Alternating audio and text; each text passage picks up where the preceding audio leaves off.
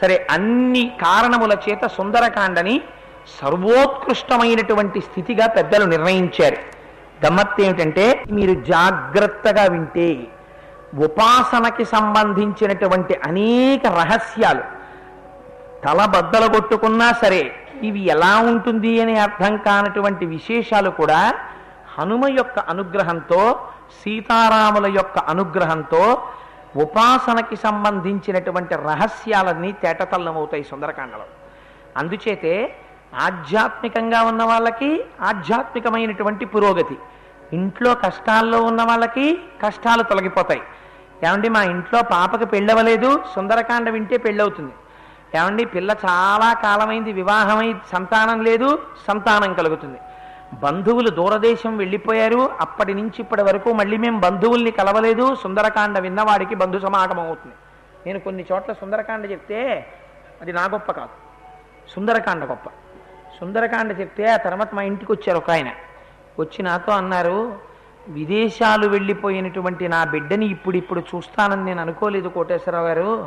సుందరకాండ అయిపోయిన తర్వాత ప్రసాదం పుచ్చుకుని ఇంటికి వెళ్ళానండి, ఫోన్ వచ్చింది అకస్మాత్తుగా మా అబ్బాయి వస్తున్నాడని. అమ్మా నిన్ను చూడాలనుందమ్మా, 20 రోజులు నీ దగ్గర ఉండడం కోసం వస్తున్నానమ్మా అన్నాడు. నా మనస్సు పొంగిపోయిందండి, వచ్చి ఒక్కసారి మీకు ఈ మాట చెప్పెడదామని వచ్చాను అన్నారు. అందుకని సుందరకాండకు ఆ శక్తి ఉంది. అందుకని దూరదేశాల్లో ఉండేటటువంటి బంధుమిత్రుల యొక్క సమాగమం కలుస్తుంది, పితృదేవతలు ఆనందిస్తారు, విశేషించి దేవతలందరూ ప్రీతి చెందుతారు. సుందరకాండ అంత శక్తివంతమైనటువంటి కాండ. సరే, అందుచేత ఒకే అమ్మ, ఒకే జగజ్జనని సుందరకాండలో 2 రకాలుగా కనపడుతూ ఉంటుంది. మాయాస్వరూపం అంటే ఏమిటో ప్రత్యక్షంగా చూడాలంటే సుందరకాండలోనే చూడాలి. అంత అందంగా నడుస్తుంది సుందరకాండ. సరే, అంత అందమైనటువంటి కాండని ప్రారంభం చేస్తూ మహర్షి అంటారు, తతో రావణనీతాయా సీతాయా శత్రుకర్షణ ఈయేష పదమన్వేష్టం చారణాచరితే పది. తతో రావణనీతాయా, రావణుని చేత అపహరింపబడినటువంటి సీతమ్మ తల్లి యొక్క జాడని కనిపెట్టడం కోసమని చారణలు వెళ్ళేటటువంటి మార్గంలో వెళ్ళుట కొరకు హనుమ సంకల్పించెను, లేదా శత్రుకర్షణుడైన వాడు సంకల్పించెను. కిష్కింధకాండ చివర హనుమ మహేంద్రగిరి పర్వత శిఖరాల మీద బయలుదేరడానికి సిద్ధంగా ఉన్నారన్న విషయం మనం తెలుసుకున్నాం. కాబట్టి ఇక్కడ హనుమ అనేటటువంటి నామవాచకాన్ని ప్రయోగించకపోయినా శత్రుకర్షణ అన్నప్పుడు శత్రువులను జయించినటువంటి హనుమ బయలుదేరడానికి సిద్ధంగా ఉన్నారు అన్నది మనకి హనుమే అని తెలుస్తుంది. ఎందుకని శ్లోకంలో హనుమ అన్న మాట వాడలేదు, వాడకపోయినా మనకి తెలుస్తుంది ఆ విషయం. తతో రావణనీతాయా సీతాయా శత్రుకర్షణ ఈయేష పదమన్వేష్టం చారణాచరితే పది. ఈ ఒక్క శ్లోకమే మీరు చెప్తే యథార్థం అనుకుంటారో లేదో నాకు తెలియదు, కానీ ఈ ఒక్క శ్లోకం మీద భారతదేశంలో కొన్ని వందల పేజీలు రీసెర్చ్ చేసి వ్యాఖ్యానాలు చేసిన వాళ్ళు ఉన్నారు. ఆ ఒక్క శ్లోకంతో తరించిపోయిన వాళ్ళు ఉన్నారు. అందుకే ఈ శ్లోకాన్ని పారాయణ సంప్రదాయంలో మంత్రమనే పిలుస్తారు. అందున విశేషించి ఇందులో గాయత్రీ మహామంత్రంలో వా అనబడేటటువంటి బీజాక్షరం రావణ అన్న చోట మధ్యలో వాగా వస్తుంది. ఇంచేత అంటే మంత్రములను వేదికల మీద చెప్పకూడదు కనుక, అందున గాయత్రీ మంత్రం అందరూ వినకూడదు, అందరికీ చెప్పకూడదు కనుక గాయత్రీ మంత్రానికి ఒక స్వరం, గాయత్రీ మంత్రం చెయ్యడానికి పెద్దలు ఒక అధికారాన్ని నిర్ణయించారు కనుక దాని గురించి పూర్తిగా ఎక్కడ అన్నది అనరు. రావణ అన్న దాంట్లో వా గాయత్రీ మంత్రంలో 12వ అక్షరమైన వా. అందుకని పరమశక్తివంతమైనటువంటి ఒక బీజాక్షరంతో ప్రారంభం అవుతోంది. సుందరకాండ ప్రారంభంలో ఉన్న గొప్పతనం తనంత తానుగా మంగళాచరణముతో ప్రారంభమైపోయింది. ఎందుచేత అంటే తతో రావణనీతాయ అంటూ మొదలెట్టారు. తత్ అంటేనే పరబ్రహ్మస్వరూపం. మీకు ఇందాక చెప్పాను, ఒక్క భారతీయ సాంప్రదాయంలో ఒక గమ్మత్తు ఉంది. ఏమిటా గమ్మత్తు అంటే మహావాక్యములు అని కొన్నింటిని పిలుస్తాం మనం. మహావాక్యము అంటే మీకు పైకి చూడటానికి రాముడు అందమైన బాలుడు అన్నాను అనుకోండి, మీకు దాని గురించి పెద్ద విశేషమైన వర్ణన అక్కర్లేదు, మీకు తెలిసిపోతుంది. ఓహో, రాముడు అందమైన బాలుడు చెప్పాడండి, అది నీవై ఉన్నావు. ఇప్పుడు మీకు ఏమర్థం అవుతుంది? ఏమిటది నువ్వై ఉన్నావు? అదెవరు, నువ్వెవరు, అయి ఉండడం ఏమిటి? దీనికి వ్యాఖ్యానం అవసరం అవుతుంది, పూర్వాపర అనుసంధానం అవసరం అవుతుంది. ఇప్పటి వరకు అది అని పరబ్రహ్మంగా చెప్పబడుతున్నది నువ్వే అయి ఉన్నావు, నీకు దానికి భేదం లేదు, ఉన్నది రెండూ కలిసే ఒక్కటే, అవిద్య చేత రెండుగా కనపడుతున్నాయి, ఉన్నదొక్కటే అని చెప్పడానికి ఏ బ్రహ్మమును మనము తత్ తత్ అని పిలుస్తామో అటువంటి తత్తుతో ప్రారంభమైంది సుందరకాండ. తతో రావణనీతాయా సీతాయా శత్రుకర్షణ. ఆ సీతమ్మ తల్లి యొక్క జాడ కనిపెట్టడానికి ఈయేష సంకల్పించను. ఎవరు? హనుమ. హనుమ అనొచ్చు కదా. ఇక్కడికి వచ్చేటప్పటికి మహర్షి ఒక మాట వేశారు, శత్రుకర్షణ. శత్రుకర్షణుడైనటువంటి వాడు సంకల్పమును చేశాను. మీరు రామాయణాన్ని మొట్టమొదటి నుంచి వింటూ వస్తున్నారు. ఎక్కడైనా హనుమ ఎవరితోనన్నా యుద్ధం చేసి ఎవరినైనా చంపినట్టు వాల్మీకి మహర్షి ఇప్పటి వరకు రామాయణంలో ఎక్కడైనా చెప్పారా? వాల్మీకి రామాయణంలో ఇప్పటి వరకు జరిగిన ప్రవచనంలో ఎక్కడైనా హనుమ యుద్ధం చేసి ఫలానా వారిని చంపారు అని మీరు ఎక్కడైనా విన్నారా? ఇప్పటి వరకు ఎక్కడ వినలేదు కదా. మనం ఎవరితోనో ఆయన యుద్ధం చేసింది వినలేదు. మరి అటువంటప్పుడు శత్రుకర్షణ అనడానికి ఆయన ఏ శత్రువుల్ని సంహరించారు అంటే, శత్రువులను సంహరించిన వాడు అనడానికి కారణం ఆ శత్రువులు బాహ్య శత్రువులు కారు, అంతఃశత్రువుల్ని గెలిచారాయన. ఎవరా అంతఃశత్రువులు? అందుచేతనే యోగి పుంగవుడై సాధకుడిగా మాత్రమే ఉన్నారు హనుమ. ఎందుచేత అంటే మొట్టమొదట ఆత్మదర్శనానికి బయలుదేరేటటువంటి యోగికి ఉండవలసిన ప్రథమ లక్షణం ఇంద్రియ నిగ్రహం. ఇంద్రియ నిగ్రహమే లేదనుకోండి, శమము దమము అని రెండు మాటలు వాడతారు. శమము దమము అంటే బాహ్యేంద్రియముల యందు నిగ్రహం ఉండాలి, అంతరింద్రియముల యందు నిగ్రహం ఉండాలి. ఈ రెండూ నిగ్రహించగలిగినటువంటి వాడు ఎవరుంటాడో వాడు మాత్రమే పరబ్రహ్మమును గురించి ఆలోచిస్తూనైనా కూర్చోగలడు, ధ్యానం చెయ్యగలడు. మీకు ఒక ఉదాహరణ చెప్తాను. మీరు ఏదో ఒక మంత్రం పుచ్చుకున్నారనుకోండి, ఆ మంత్రమునకు ఒక అధిష్టాన దేవత ఉంటారు. ఆ అధిష్టాన దేవత యొక్క స్వరూపం ఇలా ఉంటుంది అని మీకు గురువులు మంత్రోపదేశం చేసినప్పుడు చెప్తారు. చెప్పి దానికి ఒక ప్రార్థనా శ్లోకం చెప్తారు, అంగన్యాస కరన్యాసాలు చెప్తారు. చెప్పి నాయనా నువ్వు ఆ మంత్రం చేసే ముందు ఈ ప్రార్థనా శ్లోకం చెయ్యి, ఆ మంత్రాధిష్టాన దేవతని ఈ స్వరూపంగా నువ్వు ధ్యానం చేయి మనస్సులో.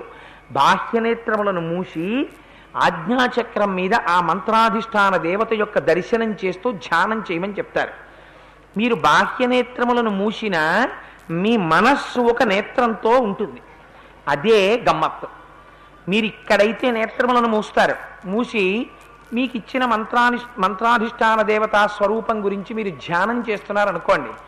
ధ్యానం చేస్తుంటే మీ లోపల ఉండేటటువంటి నేత్రము ఆ స్వరూపాన్ని చూడడం ప్రారంభం చెయ్యాలి. కానీ గమ్మత్తు ఏం చేస్తుందంటే, ఈ కన్ను మూసిన మనస్సుకొక కన్ను ఉంటుంది. అదేం చేస్తుందంటే ఆ కన్ను పెట్టుకుని ఇతపూర్వము మీ చేత చూడబడినటువంటి వస్తువులని తాను చూసి దర్శనం చేయిస్తుంది లోపల. ఎంత గమ్మత్ అంటే, మీరు దేవతా దర్శనం కోసమని ప్రార్థనా శ్లోకం చెప్తారు, కానీ మీ మనస్సు అక్కడ నిలబడదు, వెళ్ళినట్టు వెడుతుంది, నాలుగు అలవాటు చేసేస్తుంది. కాబట్టి ఆ శ్లోకం చెప్పేస్తుంది. చెప్పేసిన తరువాత ఆ మనస్సు కన్ను పట్టుకుని జారిపోతుంది. జారిపోయి ఈ ఇంద్రియం లోపల ఉండే శక్తిని పట్టుకుని జారిపోతుంది. జారిపోయి ఎక్కడికి వెళ్ళిపోతుంది? తన ఇష్టం వచ్చిన చోటుకి వెళ్ళిపోతుంది.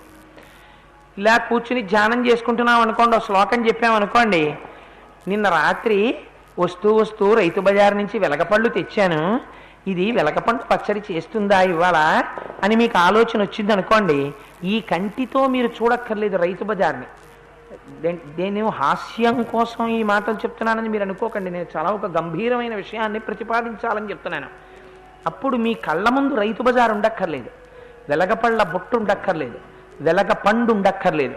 కానీ మీ మనస్సు ఒక కన్ను పెట్టుకుని రైతు బజార్కి వెళ్ళిపోతుంది. వెళ్ళిపోయి రైతు బజార్ని చూస్తుంది. మీకు లోపల రైతు బజార్ కనపడుతుంది, వెలగపళ్ళ బుట్ట కనపడుతుంది, మీరు కొన్న వెలగపళ్ళు కనపడతాయి, మీరు తెచ్చి ఎక్కడ పెట్టారో కనపడతాయి. అది వెలగపళ్ళు చేస్తుందో కొబ్బరి పచ్చడి చేస్తుందో, రేపు నేను ఊళ్ళో ఉండను, ఎక్కడికో వెళదాం అనుకుంటున్నాను, వెలగపండు పచ్చడి రేపు కానీ చెయ్యదు కదా, రేపు అక్కడికి వెళ్ళాలి. ఎక్కడికి వెళ్ళిపోయింది?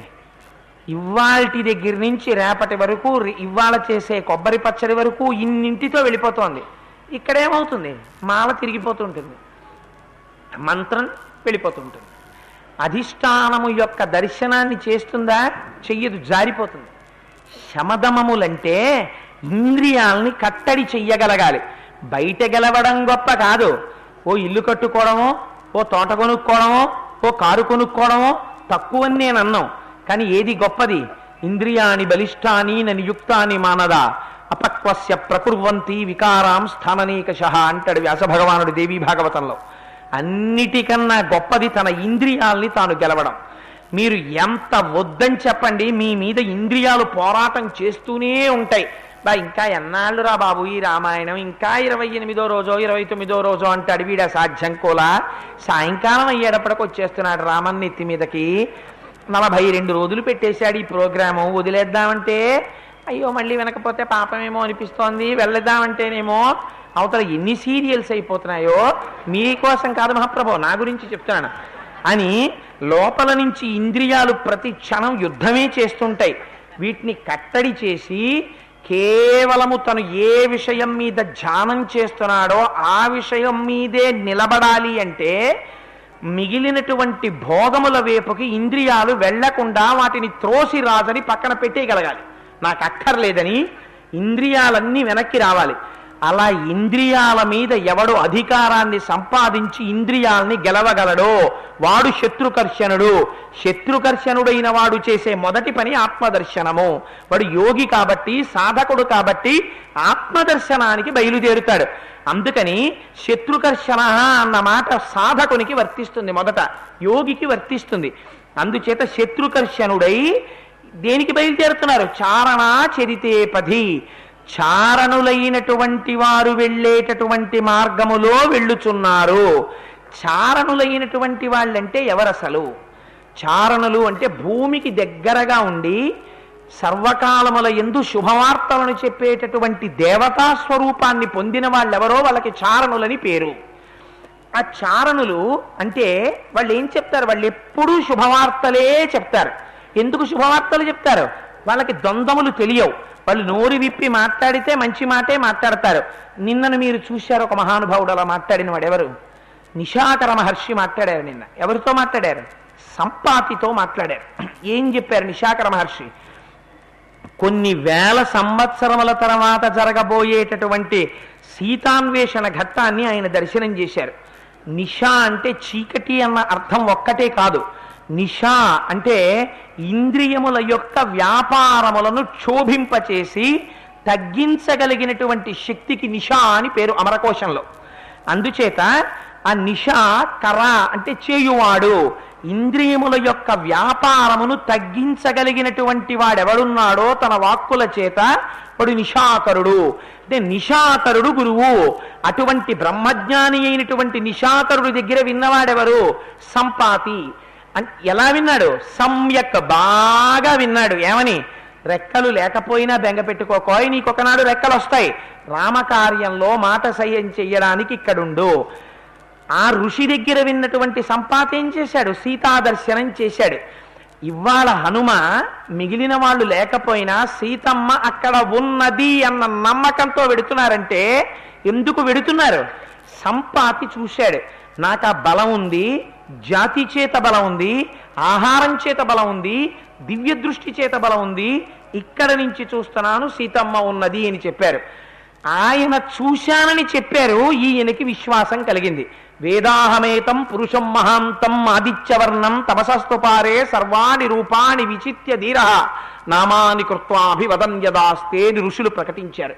అంతటా నిండిపోయిన పరబ్రహ్మము జ్ఞానము చేత తెలియబడి భక్తి చేత పూజింపబడినప్పుడు ఈ మాంసనేత్రమునకు కూడా అందేటటువంటి స్వరూపముతో దిగి వస్తుంది అని అభయం ఇచ్చారు.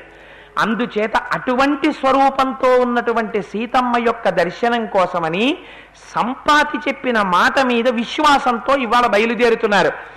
పూర్వం చెప్పినటువంటి పెద్దల యొక్క మాట మీద విశ్వాసముంచి బయలుదేరుతున్నటువంటి సాధక స్వరూపంతో, యోగి స్వరూపంతో వెడుతున్నారు.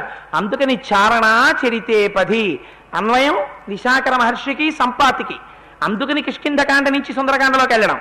అందుకని అలా చారణాచరితే పది ఆ మార్గంలో వెడుతున్న వారై, అందులో బ్రహ్మజ్ఞాని అయినటువంటి నిశాకర మహర్షి స్నానం చేసి వస్తుంటే జీవులు తమ యొక్క భేదభావాలన్నింటినీ మరిచిపోయి ఆయన చుట్టూ వచ్చి నడిచి వెళ్ళాయి. నిన్నటి రోజున మీకు చెప్పాను, పెద్ద పులులు, సింహాలు, పావులు కూడా ఆయన వెనకాతలు వెళ్ళిపోయాయి. ఎందుకని వెళ్ళాయి? బ్రహ్మమును తెలుసుకున్నవాడు బ్రహ్మమే అగుచున్నాడు, బ్రహ్మవిద్ బ్రహ్మైవ భవతి. అందుకని ఆయన దగ్గర ఇంకా ఆ భేదభావాలు ఉండవు, అన్నీ బ్రహ్మస్వరూపంగానే మసిలిపోతాయి అంతే.